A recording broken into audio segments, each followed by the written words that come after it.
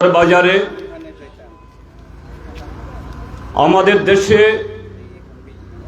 আমাদের দেশের গণতান্ত্রিক ব্যবস্থা,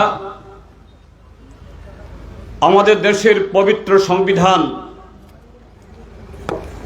এটাকে সুরক্ষিত রাখার সংকল্পে দেশের ২৭টি রাজনৈতিক দল দেশপ্রেমিক শক্তি ঐক্যবদ্ধ হয়ে এই অষ্টাদশ লোকসভা নির্বাচনে সামিল হয়েছেন। এই দেশপ্রেমিক শক্তির বা জোটের প্রার্থী রাজেন্দ্র রিয়াংয়ের সমর্থনে আজকে আমাদের এই সভা। এই সভার সম্মানিত সভাপতি, শ্রীনগর বাজারে আসা শুধু এই এলাকার নাগরিকবৃন্দ, অভিভাবক অভিভাবিকা মণ্ডলী, দোকানি এবং পথচারী এবং রবাহত হয়েও যারা এসেছেন আমাদের বক্তব্য শোনার জন্য, আমি সবাইকে শুভেচ্ছা, অভিনন্দন, নমস্কার এবং আদাব জানাচ্ছি। বন্ধুরা, আপনারা শ্রীনগরের মানুষ যারা এই সীমান্ত এলাকার, মনে হয় আজকে আমাদের এই প্রচারের যে গাড়ি ঘোড়া দেখে, সাজসজ্জা দেখে, অন্তত যাদের বয়স্ক যারা আছেন, যাদের বয়স ৭০-৭৫ বছর, বোধহয় একটু বিভ্রান্ত হয়েছেন যে আবার সেই পূর্ব পাকিস্তানের আমলে এই বর্ডারে, সীমান্তের ওই পারে ইপিআর, এই পারে বিএমপি, বর্ডার মিলিটারি পুলিশ, ঠিক এরকম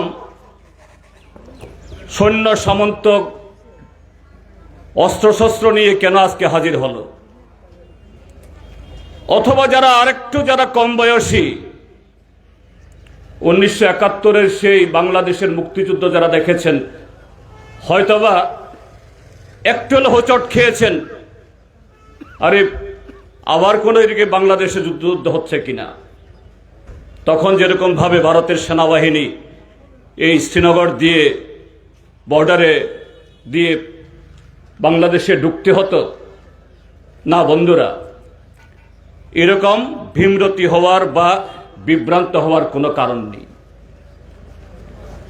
ভারত আমাদের স্বাধীনতা, সার্বভৌমত্ব অটুট আছে, অটুট থাকবে। আমাদের সেনাবাহিনী, আমাদের বর্ডার সিকিউরিটি ফোর্স, তারা অতন্দ্র প্রহরীর মতো দাঁড়িয়ে এই দেশকে রক্ষা করবে। কিন্তু এরকম আরেকটা যুদ্ধ না হলেও সেই ৭১-এর যুদ্ধ, ১৯৬৫ যুদ্ধ, এই ভারতবর্ষের ১৪০ কোটি মানুষের সামনে আর একটা যুদ্ধ আজকে উপস্থিত। সেই যুদ্ধ গণতন্ত্র রক্ষার, সংবিধান রক্ষার। কেন কথাগুলি বলতে হচ্ছে? কেন সংবিধান রক্ষার কথা বলতে হচ্ছে? আপনার সংবিধান আপনাকে অধিকার দেয়, আপনি যে কোনো রাজনৈতিক দল আপনি করতে পারবেন। আপনার সংবিধান আপনাকে সে অধিকার দেয়, আপনি যে কোনো দলের চিহ্নে ভোট দিতে পারবেন। আপনার সংবিধান আপনাকে সে অধিকার দেয়, আপনি যে কোনো ধর্ম পালন করতে পারবেন। আপনার সংবিধান আপনাকে সে অধিকার দেয়, রাজ্যে বা দেশের শাসক দল যেই হোক, তার পক্ষে যেমন আপনার বলার অধিকার। সেই সরকার, সে শাসক দল যদি ভুল করে, ভুল রাস্তায় যায়, দেশ থেকে ধ্বংসের দিকে ঠেলে দেয়, আপনার সাথে আর কেউ না থাকলেও আপনি একা দাঁড়িয়ে তার প্রতিবাদ করতে পারবেন। রাষ্ট্র মানে সরকার আপনার পক্ষে দাঁড়াবে। যে আপনাকে বাধা দেবে কথা বলতে, যে আপনাকে বাধা দেবে বিরোধিতা করতে, যে আপনাকে বাধা দেবে সে সরকারের বিরুদ্ধে ভোট দিতে, সে অপরাধী। আইনের চোখে তারা অপরাধী। কিন্তু আমাদের দেশ ঠিক আজকে উল্টা চলছে। আপনি লক্ষ্য করছেন, উল্টা চলছে। সেই সংবিধান নেই, সে গণতন্ত্র নেই।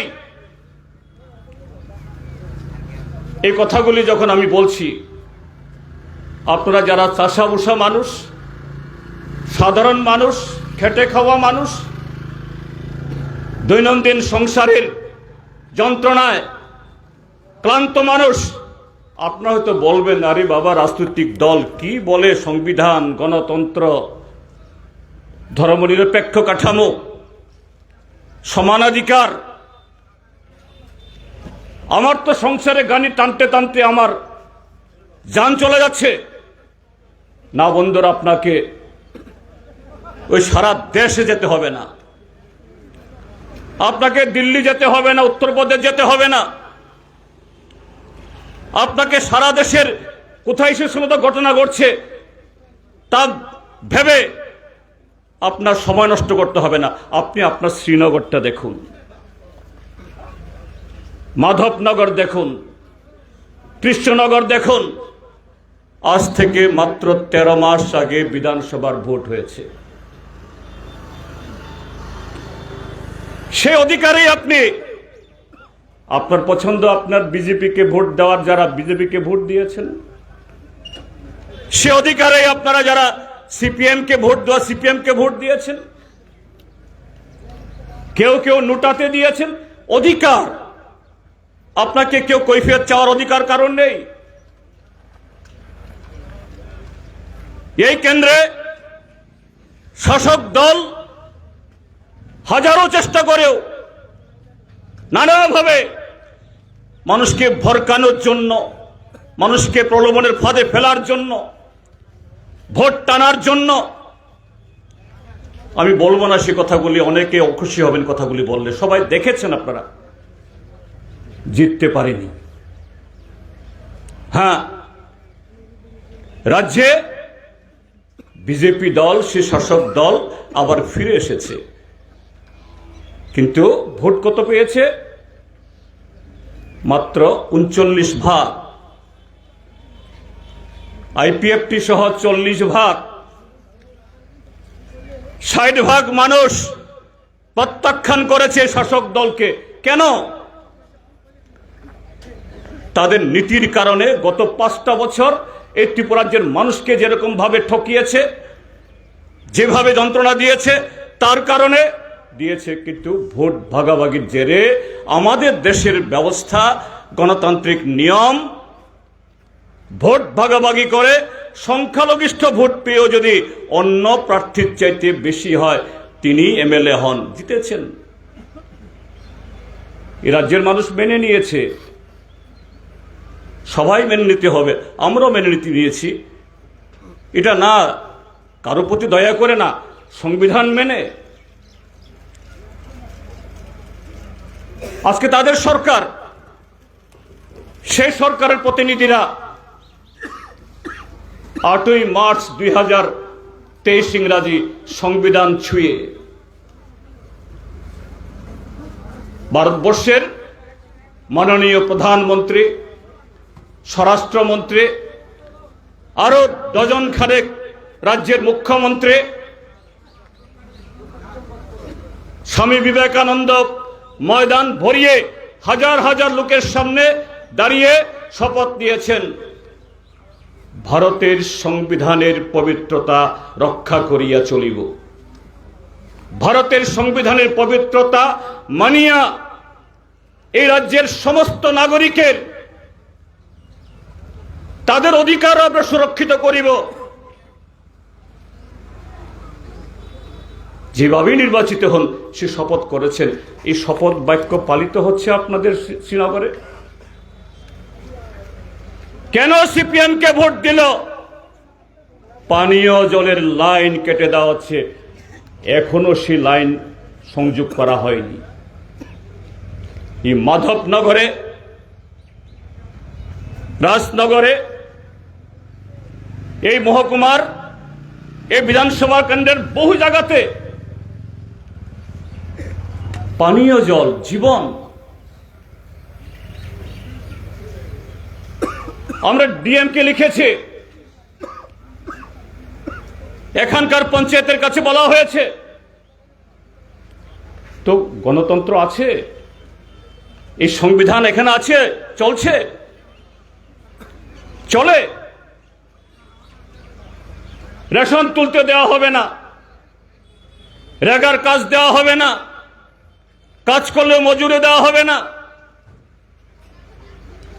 2011 সালের সেন্সাসের ভিত্তিতে সারা দেশের সাথে ত্রিপুরাজ্যের মধ্যেও অতীতের চাইতে একটু বেশি করে ঘর আসছে, ভালো, তাদের সময়ে হচ্ছে, আমরা প্রশংসা করি। কিন্তু কেন সিপিএমকে ভোট দিল? তার কিস্তি আটকে রাখা হবে, তাকে হয়রানি করা হবে, তাদের ভাতা কেটে দেওয়া হবে।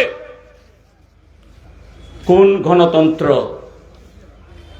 এই ত্রিপুরাজ্যটা কি পাকিস্তানের সংবিধানে চলছে না ভারতের সংবিধানে চলছে? এই ত্রিপুরাজ্য, এখানে সংবিধান কথা বলতে পারছে? বন্ধুরা, এটা মাত্র ছোট্ট উদাহরণ, এটা মাত্র ছোট্ট উদাহরণ।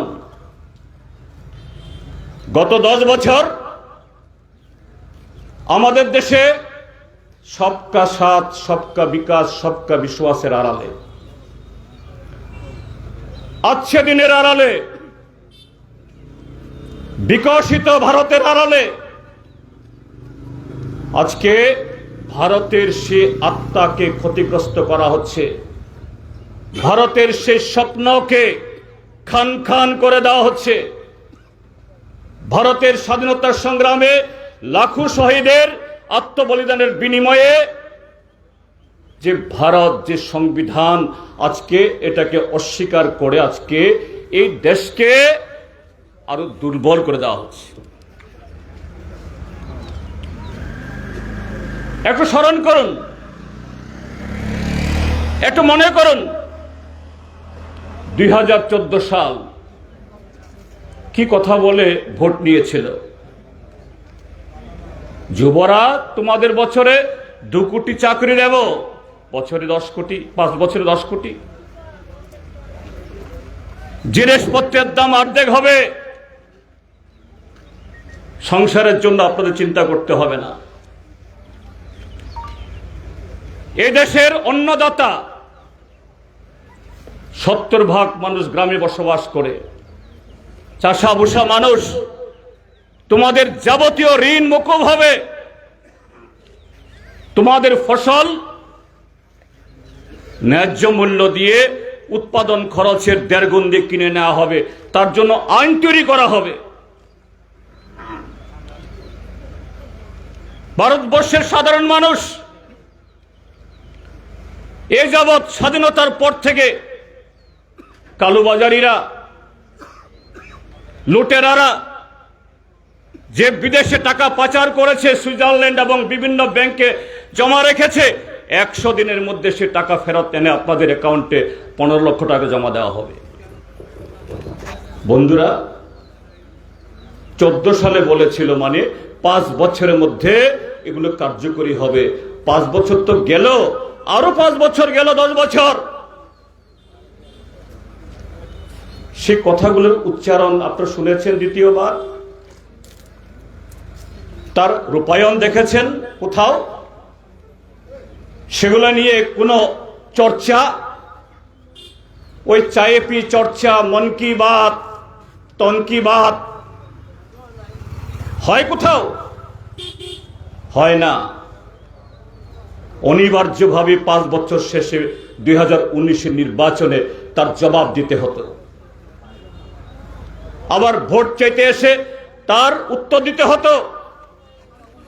আপনারা দেখেছেন কিভাবে আরেকটা চক্রান্ত করে সে জবাব না দিয়ে ঠিক ভোটের প্রাক্কালে কাশ্মীরের পুলওয়ামাতে একটা দুর্ঘটনা ঘটিয়ে 40 জন আমাদের বীর সিআরপিএফ জওয়ানকে একটা দুর্ঘটনায় এদের জীবনকে হানি ঘটিয়ে একটা সহানুভূতির দল দিয়ে আবার বৈতরণী পার হয়ে আসলো। 5 বছর গেল, সেই তদন্তের রিপোর্ট নেই। তদন্ত রিপোর্ট বের করার কোনো চেষ্টা নেই। কিন্তু তদন্ত রিপোর্ট বের না হলেও সেদিন কাশ্মীরের যিনি রাজ্যপাল ছিলেন সত্যপাল মালিক, তিনি হাটে হাড়ে ভেঙে দিয়েছেন।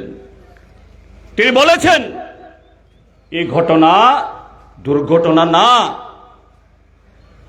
এটা ষড়যন্ত্রমূলক। কে করেছে? রাষ্ট্র। কারণ বারবার গোয়েন্দা দপ্তরগুলোর তরফ থেকে বলা হয়েছে রাস্তা দিয়ে না পাঠানোর জন্য, কিন্তু শুনেনি। এইভাবে আমাদের 40 জন বাহাদুর জওয়ানের রক্তের বিনিময়ে আরেকটা প্রহসন ঘটিয়ে 19 সালে আবার ক্ষমতায় ফিরলেন। দেশের মানুষ ভাবলেন 5টা বছর বুলসুল করে যেভাবেই হোক আবার ফিরে এসেছে, একটা ষড়যন্ত্র করে ধোঁকা দিয়ে এবার বুঝি একটু সংশোধিত হবে, একটু চিত্তশুদ্ধি হবে, একটু ভালো মানুষ হওয়ার চেষ্টা করবে। 5 বছর বয়স তো বেড়েছে, বয়স হলে পরে যৌবনকালে যতই মস্তান গুন্ডা সান্ডা হোক, যখন পরিণতিকালে মানুষ ধর্মকর্ম করে ঠাকুরের নাম নেয়, মানুষ আশা করেছিল যে না পরের 5টা বছর বোধহয় নরেন্দ্র মোদী শুধরাবেন, বিজেপি শুধরাবেন, অমিত শাহ শুধরাবেন, দেশের হালের পরিবর্তন হবে। কৃষকদের কথা, মজুরদের কথা, আর যে বেকার যুবকরা, এই যুবকরা তারা বলেন কার্যকর্তা দেবতুল্য। হ্যাঁ, ঠিকই, সেই কার্যকর্তাদের কথা ভাববেন, যারা অক্লান্ত পরিশ্রম করে যারা বিজেপিকে ক্ষমতায় এনেছেন, তাদের কথা ভাববেন, তাদের ঘরে চাকরির ব্যবস্থা করবেন। হয়েছে কি? হচ্ছে কি? আমি ত্রিপুরার কথাই বলতে চাই। গত 6 বছর 2018 সালে কি বলা হয়েছিল? প্রথম বছরে 50,000 চাকুরি, পরের 4 বছরে আরো 6.5 লাখ চাকুরি। রেগা প্রথম মন্ত্রিসভাতেই 200 দিন, 170 টাকা জায়গাতে 340 টাকা মজুরি। আরো কি বলা হয়েছিল?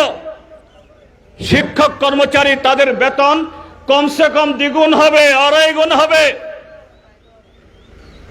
আরো 4 বছর আগে থেকে এরা এরিয়ার পাবেন। বন্ধুরা, আমি খুব বিনীতভাবে জিজ্ঞেস করতে চাই, সিপিএম যারা করেন, যারা বিরোধী দল করেন, এদের তো পাওয়ার প্রশ্নে ওঠে না। আপনারা এই দেবতুল্য যারা কার্যকর্তারা, আপনাদের ঘরে কটা চাকুরি গেছে? আপনাদের ইনকাম কত হয়েছে? বেড়েছে কি?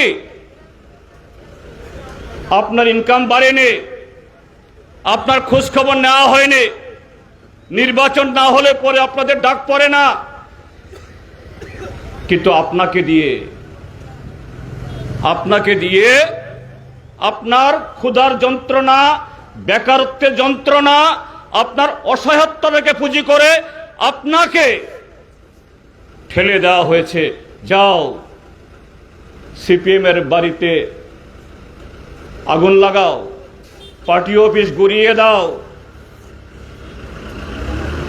সিপিএম এর মিছিল আটকাও, ভোট আটকাও, এদের বাড়ির জলের পাইপলাইন কাটো, এদের রেশন সব যাতে তুলতে না পারে বাধা দাও, বাজারে তাদের টং দোকান বন্ধ করে দাও, সিপিএম এর সমর্থক যদি অটো চালায় সে অটো রাস্তা থেকে বের করে দাও। অজস্র ঘটনা ঘটেছে আপনাদের সাথে। কে যার বাড়ি ভেঙেছেন, যার দোকান ভেঙেছেন, যার ক্ষেত নষ্ট করেছেন, যার বাড়ি জ্বালিয়েছেন, হতে পারে সিপিএম, কিন্তু আপনার তো সহকর্মী ছিল, একসাথে স্কুলে পড়েছেন, একসাথে খেলাধুলা করেছেন, একসাথে যাত্রা গানে গেছেন, একসাথে মামার বাড়িতে গেছেন, আপনার প্রতিবেশী, আপনার আত্মীয়, আপনার সহকর্মী। 25 বছর তো এরকমই সিপিএম করতো, কংগ্রেস করতো। হ্যাঁ, ভোটের সময় একটু উত্তেজনা হয়, তারপর সব হয়েছে কি? হয়নি। পরিবর্তনটা হয়েছে, লাভটা হয়েছে আপনার বন্ধুর সাথে, সহকর্মীর সাথে, প্রতিবেশীর সাথে আপনার দূরত্ব, আপনার শত্রুতা বাড়িয়ে দিয়েছে। এতে চাকরি হয়নি, রোজগার হয়নি, এলাকার উন্নয়ন হয়নি, কিছুই হয়নি। এই 6 বছর তারা বলছে ডাবল ইঞ্জিনের সরকার, ছোটা সা প্রদেশ, कितना রাশি चाहिए। অরুণ জেটলি সাহেবকে 2018 ইংরেজিতে আমিও সাংসদ ছিলাম, গুরুতর অসুস্থ অরুণ জেটলি সাহেব অর্থমন্ত্রী, পার্লামেন্টে যেতে পারেন না। হঠাৎ দেখছে একদিন অর্থমন্ত্রী ত্রিপুরাতে নির্বাচনের প্রচারে যাচ্ছেন। আরে বাবা, কি ব্যাপার? ডাবল ইঞ্জেকশন দিয়ে এইমস থেকে উঠিয়ে বিশেষ বিমানে নিয়ে আসা হলো। আগরতলাতে রবীন্দ্র শতবার্ষিকী ভবন থেকে বলানো হলো, छोटा सा प्रदेश, कितना आबादी, कितना राशि चाहिए। विजन डॉक्यूमेंट, इसको इंप्लीमेंट करने के लिए जितना रुपया चाहिए मेरा सिंदूक में उससे ज्यादा राशि है। तो बंधुरा সেই রাশি আজকে নাই কেন? আজকে কত তারিখ? আজকে চৈত্র মাসের 28 তারিখ। দুদিন বাদে মাস পড়লে আসবে সংক্রান্তি, মাসখানে। আজ থেকে 6 বছর আগে এরকম সংক্রান্তির আগের দিনের বাজারের চেহারা, এই শ্রীনগর বাজারের চেহারা একটু মনে করুন। গ্রামের মানুষ দলে দলে বাজারে আসেন, দোকান ভর্তি, কারণ তাদের হাতে টাকা। রেগায় হাজার হাজার মেন্ডেসের টাকা, এগ্রিকালচার, হর্টিকালচার, ফরেস্ট ডিপার্টমেন্ট 500,000 টাকা নোট নিয়ে বাজারে ভাঙতি পাওয়া যায় না। দোকানদার ব্যস্ত হয়ে যান, অতিরিক্ত লোক লাগাতে হয় তার জিনিস বিক্রি করার জন্য। আজকে চেহারা কি আপনাদের এই বাজারে? কি চেহারা আপনাদের বাজারের? কোথায় সে টাকা? কোথায় সে ডাবল ইঞ্জিনের টাকা? কেন নেই? কাজী বন্ধুরা, যারা চিৎকার করছেন, আপনারা কেউ আমাদের শত্রু না, আপনারা আমাদের বন্ধু। আমাদের লড়াই আপনাদের বিরুদ্ধে না, আমাদের লড়াই ব্যক্তিগত না, আমাদের লড়াই যারা এই দেশকে শেষ করছে, যৌবনকে শেষ করছে, কৃষিকে শেষ করছে, কৃষককে শেষ করছে, শিল্প শেষ করছে, দেশকে ধ্বংস করছে, গণতন্ত্রকে টুটি চেপে মারছে, তার বিরুদ্ধে, তাদের বিরুদ্ধে আমাদের লড়াই, আপনাদের বিরুদ্ধে না। আপনারা আপনাদের ঘরের মানুষ, আমাদের লড়াই আপনাদের জন্যও। এই গত 6 বছরে নতুন কিছু দেখাতে পারবেন? আবার এ কথা বললেও ভুল হবে, কিছু কিছু তো হয়েছে। কাদের হয়েছে? 2-4 জন লোক, তারা নির্বাচিত না, অনির্বাচিত স্বয়ম্ভ কিছু লোকের গাড়ি হয়েছে, বাড়ি হয়েছে, সব হয়েছে। ওই বিগত 5 বছরের বিধায়কের মতো জেরক্স দোকান খুলে যিনি সংসার চালাতেন, তার দিল্লি, আগরতলা আর কোথায় কোথায় কত সম্পত্তি, কত সেভাবে জনগণের লুট করছে। এই হলো আমরা তার বিরুদ্ধে। কাজী বন্ধুরা, আমরা চাই যে গণতান্ত্রিক পথে গণতন্ত্রের হাত ধরে মানুষের অধিকার প্রতিষ্ঠিত করে এই দেশ থেকে এই নরেন্দ্র মোদীর নেতৃত্বে, বিজেপির নেতৃত্বে গত 10 বছর এই দেশকে যেভাবে ধ্বংসের কিনারার দিকে, খাদের দিকে ঠেলে দেওয়া হয়েছে, সেটা থেকে বাঁচিয়ে গণতন্ত্রের পতাকাকে উদ্দিন করে এই দেশের প্রগতিতে সমস্ত ধর্মনিরপেক্ষ গণতান্ত্রিক শক্তিকে ঐক্যবদ্ধ করে প্রত্যেকটা পরিবারের কাছে রোজগার দেওয়ার জন্য, প্রত্যেকটা মানুষকে তার অধিকার সুনিশ্চিত করার জন্য সেই লড়াইয়ে কংগ্রেস এবং কমিউনিস্ট দীর্ঘদিনের মধ্যে আমাদের রাজনৈতিক লড়াই হতো, কর্মসূচিগত লড়াই হতো, মতাদর্শগত লড়াই হতো। কংগ্রেসের সাথে আমাদের মতাদর্শগত, কর্মসূচিগত লড়াই এখনো আছে, থাকবে। কিন্তু সংবিধানটা যদি অচল হয়, গণতন্ত্রের প্রাণবায়ু, অক্সিজেন, সেটাই যদি বন্ধ করে দেওয়া হয়, আপনি কিভাবে উন্নয়নের জন্য, সুস্থ প্রতিযোগিতার জন্য বেঁচে থাকবেন? কাজেই এরকম একটা সংকট মুহূর্তে আমি যেটা বলছিলাম শুরুতে, কেন ভারতবর্ষের সর্বোচ্চ গণতান্ত্রিক প্রতিষ্ঠানের ভোট, মানে আগামী 5 বছরের জন্য 140 কোটি মানুষের জন্য সরকার বানাবে, এগুলা নিয়ে অনেক আলোচনা, সবার আলোচনা করা দরকার, সবার আলোচনা শোনা দরকার। ত্রিপুরার যে এর আগে কখনো এরকম কোনো পার্টির মিটিং করতে গিয়ে এত বিএসএফ, এত সিআরপি, এত পুলিশ, এত পল্টন করতে হয়েছে? যারা যুদ্ধ, হ্যাঁ, একটা যুদ্ধ, গণতন্ত্র বিরোধী স্বৈরতান্ত্রিক শক্তি আমার আপনার সকলের শত্রুর বিরুদ্ধে। দেশপ্রেমিক গণতান্ত্রিক মানুষের যুদ্ধ এটা। এই যুদ্ধে জিততে হবে। এই লড়াইয়ে সমস্ত দেশপ্রেমিক শক্তির কাছ থেকে আমরা সমর্থন চাই, আপনার কাছেও।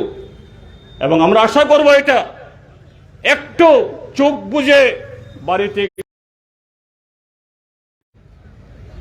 আপনাকেও সে পরিবর্তন আসতে হবে।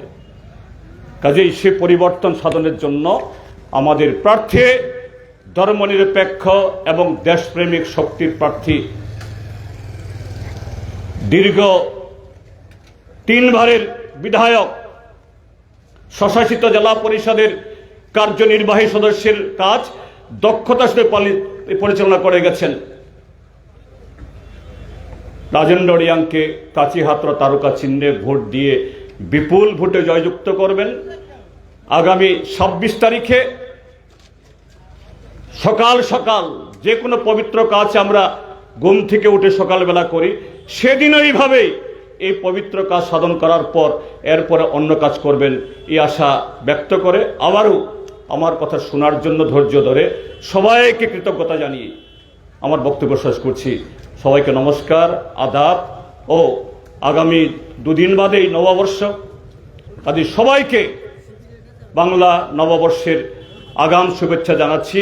সবাই ভালো থাকুন, সুস্থ থাকুন, সুন্দরভাবে থাকুন।